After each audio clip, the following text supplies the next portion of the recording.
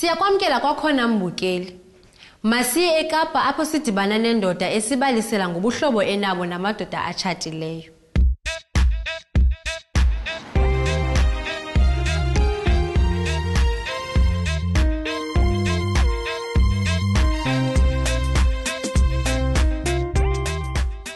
Namhlanje sisekhaya elitsha iside B ko-N. Sizothela nomtsikelelo mbuzwana ozosibalisela nge-relationship zakhe namadoda atshatileyo.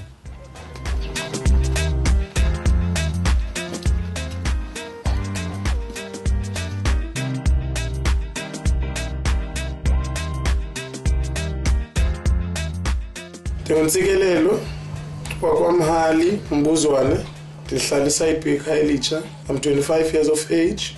I'm gay. Dizazi 2002. Ngibalisela life yakho before 2002. Umehluko wayo unjani? Kwakunjani ngoku yakho unjani ngoku? Life yami before 2002. Bendikela neafene ne-girlfriend yami bendinayo for a long time. But kwenzeka into ba ishiwe ngumuntu ogay. Sasilala ngaphandle kwecondom. Even with my girlfriend. Kwenzekile nekwavela kwaduma lento ye-HIV and AIDS. Yabona? So umzekelo noba uye eclinic une fever, yabo? Awufika kukhwanzwa lento bethuna sebenzisana condoms, ne? I started there but not always using a condom.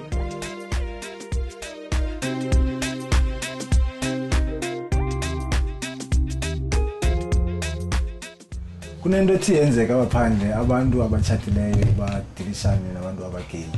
Okay. Ngabe okay udibane nento ezinjalo? I once had an affair nomuntu, ne? Kwalapha ekhaya elitsha sibe ne-affair for almost 3 to 4 years, but ngo-undercover, yabo, senziwa kanye ngabantu baka-after 9, yabo, because usemtshatweni, like wayesemtshatweni kuba nangoku esesemtshatweni but akamyekanga ngo-after 9. So ndisenziwa ndina-experience abantu abatshatileyo abaphinda baqhube ukubona ubomi zathi ba-bisexual, yabo, because banabafazi banabantwana baphinde baqhube kwa ubomi ecaleni. Uba ungathandana nomuntu otshatileyo, ne, okay, uyijampise ukucapukela ubomi bakho bonke lo muntu, yabo, kufuneka ibe between the two of you lanto, then wayijampisa uyakucapukela ubomi bakho bonke because wena umkhupha kwi-closet engekazikhuphi.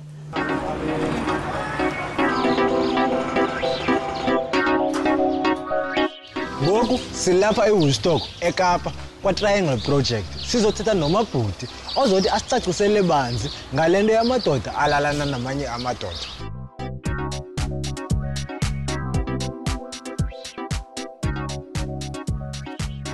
Ngicela nicacisele banzi bhuti ba ingaba u-MSM lona uthetha ntoni? I-MSM ngabantu aba-straight, utshatile ungatshatanga, but when ufuna ukulala nomuntu ogay sikubiza ngokuthi i-MSM. Be uzibizwa nokuba u-straight, ungazibizwa ngokuthi ugay.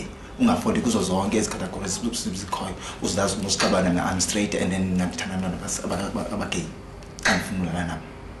Kutheni ingabona abasengciphekweni wokufumana izifo nje abantu abalala nayo amadoda? Abantu abamadoda like besengciphekweni one is because of kutight kubo and kutight njena.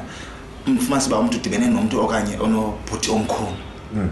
Onepenisi enkulu, yabona, nango la penisi ke ngoku imhrazule bekho ikhadi, maybe lo muntu ke ngoku akusetshenziswa ngacondom ngelo xesha kuba afumana ikhadi engamazi lo muntu ukuthi status sakhe sithini na, and then ke ngoku kanti lo muntu ngelo xesha uthini khona ukusulelana between kulo muntu ugay okanye usulelana ngulo muntu ebeleni nayo, amanye ngathi umuntu ogay abantu izokuba bebedibene bebabini belalana.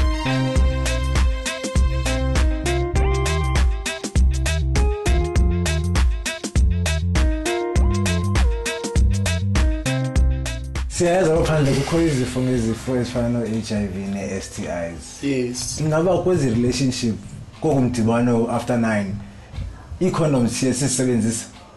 Maxesha amaninzi, yabo, condom asiyisebenzisi, yabo, because ixesha elininzi mostly ixesha esidibana ngalo elonwabeni, yabo. Then ke kwi-condom izamva and empokothweni asihlala siphethe ezi condoms. Butywala first, then emva kotywala kuba mnandi, yabo. Ungacebisa uthini kubantu baka after 9 which is abangakaphumi kwi-closet na in terms of i-condom babangazikhusela njani xa bese-kule relationship ezininzi. Senjwa nomuntu osekudala esemtshadweni noba umuntu wakhe umthembe kangakanani nomyeni wakhe eqala umthembe kangakanani. Makahambe eqala ayozitest umuntu. Ne akho late akho early yabo. Senjwa i-right yakhe umuntu uqala azazi ba uphila njani yabo. Because ekugqibeleni uba utata uhambile wayekwenza after 9 uyabuya endlini khanga sebenzise condom ku after 9 akanawusebenzisa condom emtshadweni wakhe kodwa kufuneka kuzelwe. So ndiyacela kakhulu ndibakhuthaza bonke abantu abasemtshadweni sebenzisa condom qala yabo ngabi nalantu hayi ngumyeni nami akanawumphathelana. Ekugqibeleni abantu abaninzi ne ezifamily zabo yabo bafile i-HIV and AIDS yabo then aba bantu bebethembene.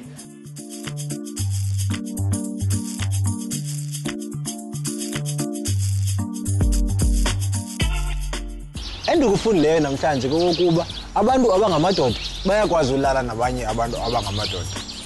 Umzekelo abatshatileyo bayolala nabanye amadoda angatshatayo azigay. Noba wenza ntoni isizathu sakho yintoni. Into iyi-1 sebenzisa ikhondom lonke ixesha ukuze ukhusele wena ukhusele nabanye abantu. Amadoda atshatileyo abelana ngesondo ngaphandle komtshato. Akuqhelekanga ukuba baqalise ukusebenzisa ikhondom nabafazi babo. Ukuba wabelana ngesondo nabantu abaninzi kufuneka usebenzise ikhondom.